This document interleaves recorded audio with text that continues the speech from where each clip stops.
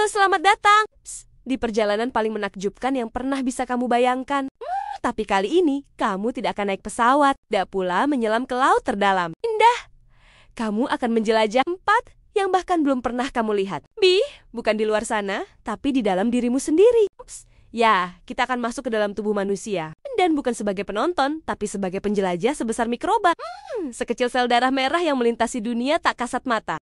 Bayangkan tubuhmu adalah sebuah planet. Organ-organ adalah kotanya. Sel adalah warganya. Dan sistem yang mengatur semua ini adalah hukum alamnya. Tapi tidak seperti kota biasa. Manusia ini hidup, gerak, bekerja, bertahan. Bahkan saat kamu duduk diam, ada miliaran proses sedang berlangsung di balik kulitmu. Detik ini juga kita akan menyusuri lorong gelap tenggorokan. Grand menyusup ke ruang asam lambung yang bergolak. Ngapung di sungai darah bersama jutaan sel merah. Melewati paru-paru yang bernafas seperti hutan gelembung raksasa. Dan menuju pusat kendali otakmu, tempat semua rahasia pikiran dan ingatan tersimpan. Tapi tunggu dulu, perjalanan ini tidak akan mudah. Kamu akan melewati zona-zona berbahaya, virus, parasite, bakteri, bahkan bagian dari dirimu sendiri yang bisa berubah menjadi ancaman. Jika sistem pertahananmu lengah, akan ada peperangan. Akan ada misteri dan akan ada keajaiban biologis yang akan membuatmu bertanya, bagaimana bisa semua ini terjadi? Indah. Di dalam tubuhku sendiri, ini bukan dokumenter biasa. Ini adalah eksplorasi penuh, menjelajah setiap sudut dari sistem biologis paling kompleks di alam semesta tubuh manusia. Siapkan dirimu, matamu, imajinasimu, dan rasa penasaranmu. Karena kita akan masuk ke dalam diri kamu. Gerbang pertama masuk ke dalam mulut, kamu mengecil. Enggak, tubuhmu kini tak lebih besar dari sebutir garam. Di depanmu terbuka sebuah pintu yang selalu bergerak basah, berdinding lembut dan gelap. Kamu sedang berdiri di ambang mulut manusia, tapi bukan dari luar. Kamu akan memasukinya dari sudut pandang yang belum pernah kamu lihat sebelumnya. Begitu kamu melangkah masuk, suara dunia luar lenyap. Kue ulang tahun yang indah, suara napas bergema dari dinding ke dinding seperti suara angin dari dalam gua. Dinding mulut berdaging, licin dan hangat. Tapi ini bukan tempat yang kosong. Ini adalah pusat pemrosesan pertama dari seluruh sistem pencernaan. Lidah. Otak kedua dalam mulut. Nggak mulut, ada sebuah gunung yang terus bergerak lidah. Tapi lidah bukan hanya alat bantu bicara atau pengecap rasa. Ini adalah otot luar biasa yang bisa membalik makanan, mendorongnya, dan bahkan membersihkan sisa-sisa tanpa kamu sadari. Saat kamu makan, jutaan sel pengecap di lidah aktif. Manis, asin, pahit, umami, asam, semuanya diidentifikasi dalam waktu kurang dari sepersekian detik. Tapi yang menarik adalah, lidah juga tahu kapan kamu harus berhenti makan. Karena ia terhubung dengan saraf-saraf yang menyampaikan rasa kenyang langsung ke otak. Mesin pemotong yang presisi.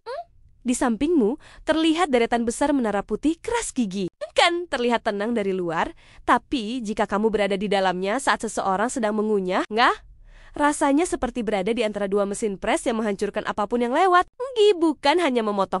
Mereka mengatur ukuran partikel makanan. Kamu kunyah, semakin kecil makanan yang kamu kunyah, semakin mudah dicerna di tahap berikutnya. Dan setiap gigitanmu menandai dimulainya proses pencernaan mekanik. Air liur, cairan ajaib yang terlupakan. Tiba-tiba, kamu mendengar suara glup lembut. Dari dinding-dinding mulut muncullah cairan bening yang mengalir air liur. Mungkin terdengar biasa, tapi air liur mengandung enzim pemecah karbohidrat, antibakteri, dan pelumas alami. Memecah makanan bahkan sebelum kamu menelannya. Dan yang lebih mengejutkan, air liur bisa membaca makanan. Jika kamu makan roti, enzimnya akan langsung bereaksi memecah pati jadi gula. Ini bukan sekadar cairan. Ini adalah kode awal dari proses kimia dalam tubuhmu. Gorokan, lorong satu arah. Kini kamu berdiri di ambang tenggorokan. Terlihat seperti gua sempit yang menurun tajam ke bawah. Tapi jangan salah langkah. Di sini, satu jalur menuju lambung. Satunya lagi ke paru-paru. Gua ulang tahun yang indah. Untungnya, tubuh punya penjaga gerbang bernama epiglotis. Saat kamu menelan, ia menutup jalan napas agar makanan tak salah arah. Dan saat kamu menelan, seluruh dinding tenggorokan mendorongmu turun. Kamu tidak jatuh. Kamu didorong oleh gelombang otot gerakan peristaltik yang membawa makanan menuju perut. Rasanya seperti naik seluncuran organik yang panjang dan licin, dengan dinding yang terus berkontraksi seperti gelombang laut. Pintu menuju perut, katup esofagel. Di ujung lorong, kamu bertemu sebuah pintu. Bentuknya seperti celah sempit yang hanya terbuka sesaat. Ini adalah katup esofagel bawah. Tugasnya, menjaga isi lambung tetap di tempatnya. Tapi sekarang, karena kamu membawa makanan, pintu ini terbuka. Balik pintu itu, lambung.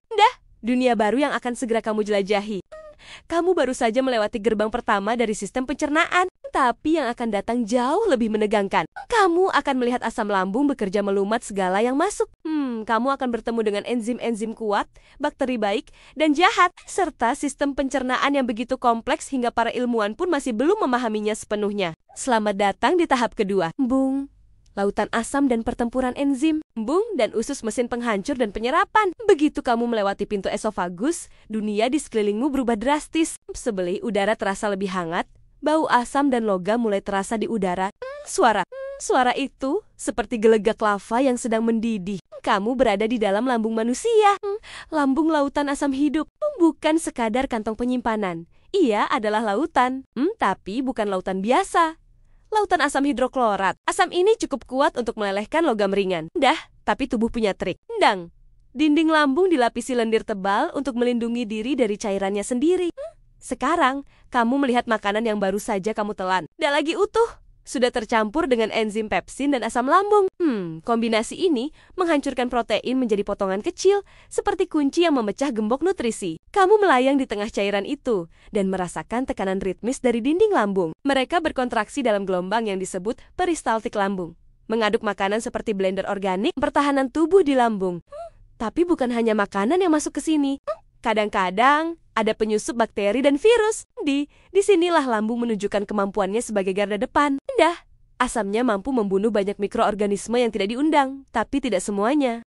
Salah satu bakteri, Helicobacter pylori, bisa bertahan, diam-diam melubangi dinding lambung. Ini adalah awal dari tukak lambung, pintu rahasia ke usus halus, pylorus. Setelah makanan jadi bubur asam yang disebut chyme, ia didorong menuju pintu kecil di ujung lambung, namanya pylorus. Pintu ini hanya terbuka beberapa milimeter setiap kali, nggak mengizinkan makanan masuk perlahan ke tempat berikutnya. Usus halus, disinilah keajaiban sejati pencernaan terjadi. Usus halus, pabrik kimia dan penyerapan raksasa. Bayangkan lorong sepanjang 6 meter, digulung rapi di dalam perut. Disinilah semua nutrisi dari makanan diserap. Tapi pertama-tama, ia perlu diurai lebih lanjut. Organ pankreas menyuntikkan enzim tambahan. Milase memecah karbohidrat, lipase memecah lemak, protease memecah protein. Dari hati datang empedu yang disimpan di kantong empedu, membantu melarutkan lemak seperti sabun mencuci minyak. Kamu meluncur di dalam usus ini, melihat dindingnya dilapisi tonjolan kecil bernama vili dan mikrofili. Struktur kecil seperti karpet yang memperluas area penyerapan hingga sebesar lapangan tenis. Lewat vili-vili inilah nutrisi ditarik, dikirim ke aliran darah untuk dibagikan ke seluruh tubuh. Usus, medan pertempuran bakteri baik dan jahat. Tapi usus juga adalah medan pertempuran. Triliunan bakteri hidup di sini membentuk mikrobioma usus. Ada yang baik membantu pencernaan dan membuat vitamin. Ada juga yang jahat menyebabkan infeksi dan radang. Dan sistem kekebalan tubuh berjaga di dinding usus. Siap menyerang apapun yang tidak dikenal. Muan bahkan menemukan bahwa keseimbangan mikrobioma usus bisa memengaruhi suasana hati, pikiran, bahkan depresi. Usus besar, tempat akhir yang ramai. Dan sisa makanan yang tidak diserap melanjutkan perjalanan ke usus besar. Ketika di sini air diserap kembali agar tubuh tidak dehidrasi. Feses mulai terbentuk, dan bakteri terakhir memproses limbah itu. Gas terbentuk sebagai produk sampingan. Bau yang kamu kenal itu adalah hasil fermentasi mikroba yang hidup di sini. Kamu baru saja menyelesaikan perjalanan luar biasa dari lambung ke usus. Kamu menyaksikan bagaimana makanan diubah jadi energi, dan bagaimana tubuh menyaring, menyerap, dan mengamankan dirinya dari ancaman kecil yang tak kasat mata. Tapi tubuh belum selesai menunjukkan keajaibannya. Sekarang, saatnya mengikuti arus darah. Karena nutrisi yang kamu bawa sedang berlayar menuju seluruh tubuh. Jantunglah yang menjadi pusat distribusinya, menjelajah sistem peredaran darah dan jantung sungai kehidupan dan pusat energi. Selamat datang di sungai kehidupan. Sebuah jaringan kompleks sepanjang lebih dari 100.000 kilometer, ngalir tanpa henti, membawa oksigen, nutrisi, dan harapan bagi setiap sel tubuh. Dan kamu sekarang sedang berada di tengah-tengahnya. Cairan merah yang lebih dari sekadar cairan. Kamu dikelilingi oleh arus merah yang mengalir cepat. Tapi jangan salah, ini bukan hanya air berwarna. Ini adalah darah. Dan di dalamnya ada dunia mikro yang luar biasa. Di sekelilingmu, jutaan sel darah merah mengalir dalam formasi teratur. Mereka membawa oksigen dari paru-paru ke seluruh tubuh. Bentuk mereka seperti cakram pipih, dan mereka bisa menekuk agar muat di pembuluh sempit. Tapi lihat lebih dekat. Ada juga sel darah putih, lebih besar, lebih jarang, dan tampak seperti prajurit yang siaga. Mereka adalah bagian dari sistem imun siap menyerang jika ada penyusup. Di antara mereka, tersebar trombosit pecahan sel kecil seperti tambalan cepat. Gasnya menutup luka, menghentikan perdarahan, dan menyelamatkan tubuh saat terjadi krisis jantung mesin tanpa libur seumur hidup. Ikuti aliran darah, dan kamu akan tiba di pusat segalanya jantung. Jantung bukan hanya organ, tapi pompa cerdas yang bekerja tanpa henti sejak kamu masih janin. Berdetak sekitar 100.000 kali sehari, menggerakkan sekitar 5 liter darah per menit. Ya, ia belum pernah istirahat. Kamu masuk ke bilik kanan bawah ventrikel kanan. Dinding ototnya berkontraksi dan menyemprotkan darah ke paru-paru lewat arteri pulmonalis. Di sana, darah akan mengisi ulang oksigennya. Setelah itu, darah kembali ke jantung lewat atrium kiri, lalu dipompa dengan kekuatan penuh oleh ventrikel kiri ke seluruh tubuh lewat aorta. Arteri terbesar dalam tubuh manusia. Rasanya seperti berada dalam tabung roket air, bertekanan tinggi cepat, kuat, dan sangat presisi. Patri dan vena, jalan raya tubuh manusia. Kamu menyusuri arteri, pembuluh darah yang membawa darah beroksigen. Dindingnya tebal, lentur, dan berdetak seirama dengan jantung. Tapi lama-kelamaan, kamu tiba di jalan-jalan kecil bernama kapiler. Kapiler ini sangat tipis, hanya 1 sel lebarnya. Disinilah pertukaran terjadi. Oksigen keluar, karbon dioksida masuk, lalu kamu dibawa kembali ke vena, jalan balik menuju jantung. Perjalanan ini terus berulang, siang dan malam, dalam sistem tertutup yang luar biasa efisien. Dan hubungan erat dengan paru-paru. Darah tak bisa hidup tanpa oksigen, dan untuk itu, kamu perlu ke paru-paru. Paru-paru bukan cuma balon yang mengembang. Di dalamnya ada 300 juta alveoli, kantung udara kecil tempat darah dan udara bertukar napas. Gland dinding alveoli sangat tipis, lebih tipis dari tisu. Oksigen masuk dari udara ke dalam darah, dan karbon dioksida keluar dari darah ke udara untuk dibuang saat kamu menghembuskan napas. Fungsi ganda sistem peredaran. Tapi sistem peredaran bukan hanya soal oksigen. Ia juga mengangkut nutrisi dari usus, membawa hormon dari kelenjar ke otak, mengangkut limbah ke ginjal, menyebarkan sinyal kekebalan, ngatur suhu tubuh. Kamu baru saja menyusuri sungai kehidupan, melihat jantung yang tak pernah berhenti, dan mengagumi sistem transportasi biologis paling sempurna yang pernah ada. Tapi apa gunanya oksigen dan nutrisi? Jika tidak ada pusat kendali untuk mengarahkan semuanya. Maka kini, saatnya kamu menuju tempat paling misterius dan kompleks dalam tubuh manusia. Otak. Bayangkan sebuah sistem logistik dunia, lengkap dengan rute, pengemudi, pengatur suhu, dan sensor bahaya. Semuanya berjalan otomatis 24 jam sehari seumur hidup. Penjelajah otak mesin pusat kehidupan. Bayangkan kamu sedang berada di dalam gua bercahaya aneh. Tapi bukan gua biasa. Dindingnya terbuat dari jaringan lunak berlipat-lipat, dan setiap sudutnya dipenuhi dengan sambungan rumit yang menyala seperti kabel serat optik. Selamat datang di otak manusia, pusat kendali utama dari tubuh kita. Otakmu hanya seberat sekitar 1,4 kg, tapi di dalamnya tersimpan lebih dari 86 miliar neuron. Setiap neuron ini seperti pohon kecil yang bisa saling terhubung, membentuk jaringan komunikasi super kompleks. Sekarang, bayangkan kamu menyusuri korteks cerebral, lapisan luar otak. Sinilah semua hal besar terjadi berpikir, mengingat, bermimpi, bahkan membuat keputusan konyol saat tengah malam untuk makan mie instan. Tapi tidak semua bagian otak sibuk dengan berpikir. Turun lebih dalam, kamu akan menemukan otak tengah dan batang otak, mengatur hal-hal penting seperti detak jantung, pernapasan, dan refleks. Mereka bekerja 24 jam tanpa istirahat. Hebat bukan? Listrik di dalam kepala. Setiap kali kamu mengedip, tersenyum, bahkan mengingat mantan, miliaran sinyal listrik dikirim antar neuron. Proses ini hanya butuh milidetik, jauh lebih cepat dari kecepatan internet kamu. Dan itulah sebabnya kita bisa merespons bahaya, tertawa saat nonton video lucu, atau bahkan tiba-tiba menangis saat mendengar lagu nostalgia, perih, memori, dan emosi. Masuklah ke hipokampus, pusat memori di otak. Disinilah semua kenanganmu disimpan dari ulang tahun pertamamu. Suara ibu memanggilmu, hingga pelajaran matematika yang kamu coba lupakan. Lalu ada amigdala, pusat emosi. Tempat ini bisa membuat kita merasa takut, bahagia, marah, atau jatuh cinta. Rasa cinta pun ada tempatnya di otak. Otak diri kita, menariknya, otak bukan hanya mesin biologis. Ia adalah tempat bersemayamnya identitas kita. Setiap kebiasaan, ingatan, ketakutan, dan harapanmu berasal dari tumpukan sinapsis di antara neuron-neuron ini. Otak, tubuh hanyalah sistem rumit tanpa arah.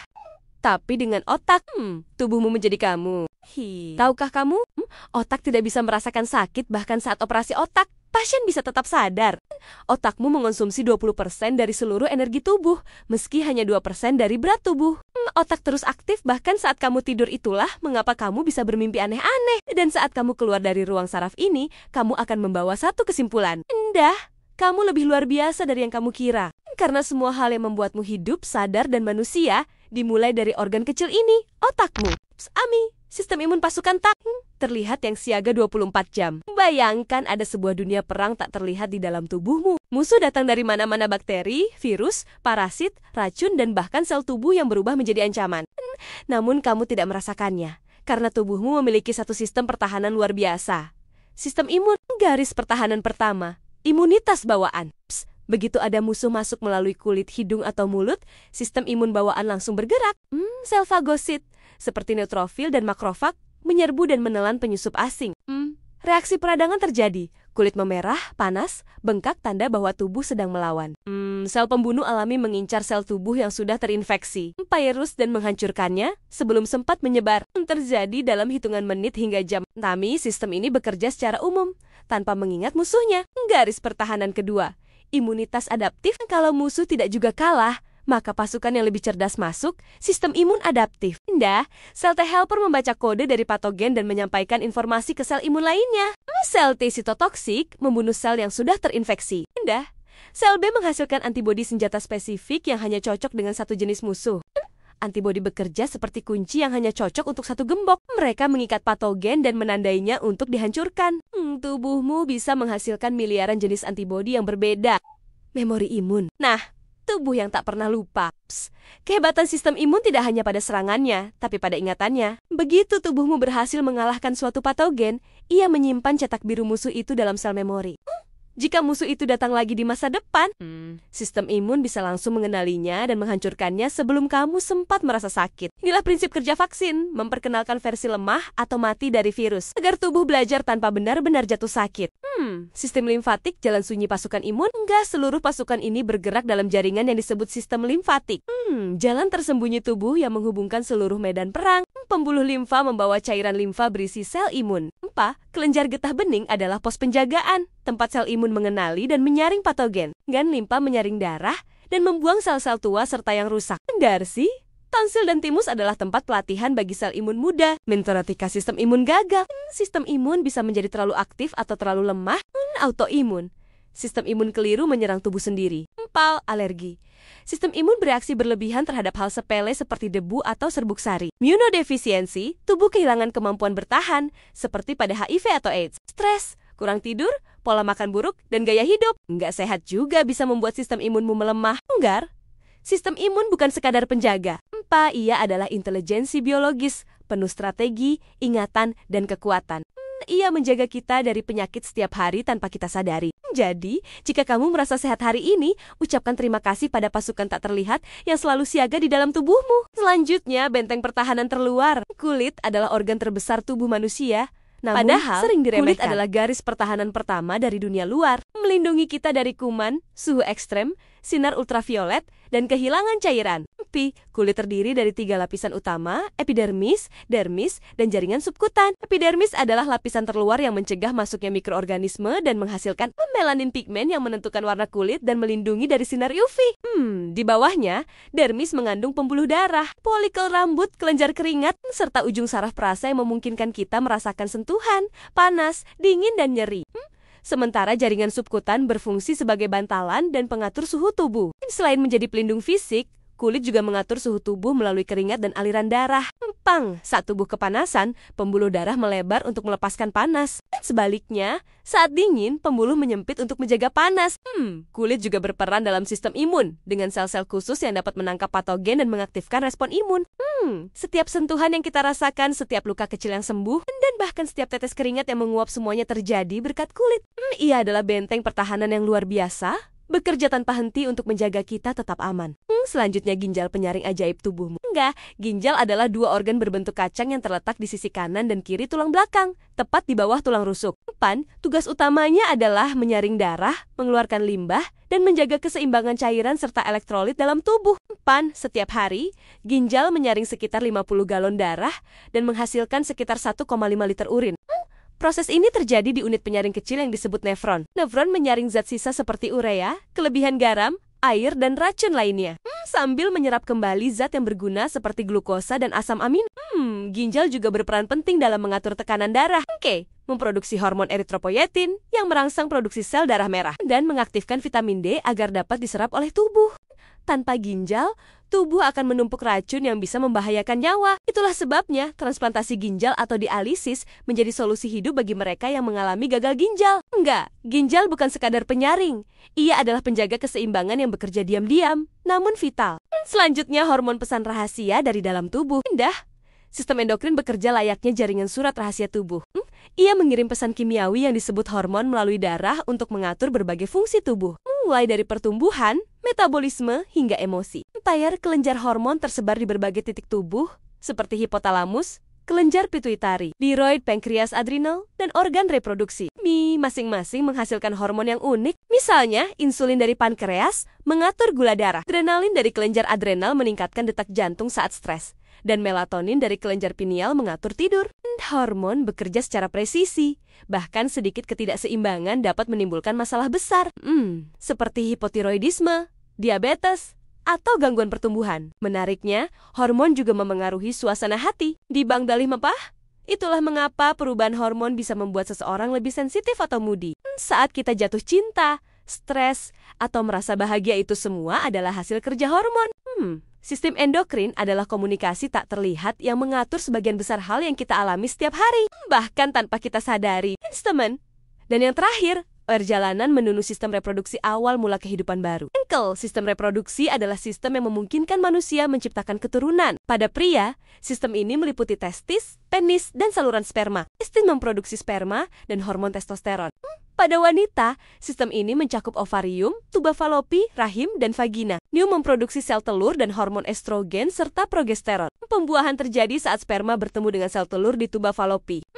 Sel yang telah dibuahi kemudian bergerak ke rahim dan menempel di dindingnya, memulai proses kehamilan. Dari situ, janin akan berkembang selama sekitar 9 bulan dalam perlindungan rahim, menerima nutrisi dan oksigen melalui plasenta.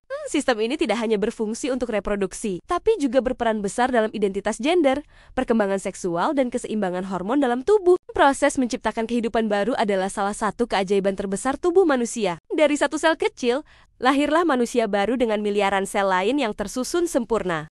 Tubuhmu, alam semesta di dalam diri. Bayangkan ini, di balik kulitmu yang tampak sederhana dan tersembunyi sistem biologis rumit yang bekerja tanpa henti 24 jam sehari. Sepanjang hidupmu, dari jantung yang tak pernah berhenti berdetak, paru-paru yang terus mengalirkan kehidupan, hingga sel-sel kecil yang berperang dalam senyap demi mempertahankan keberlangsungan hidupmu. Kue ulang tahun yang indah.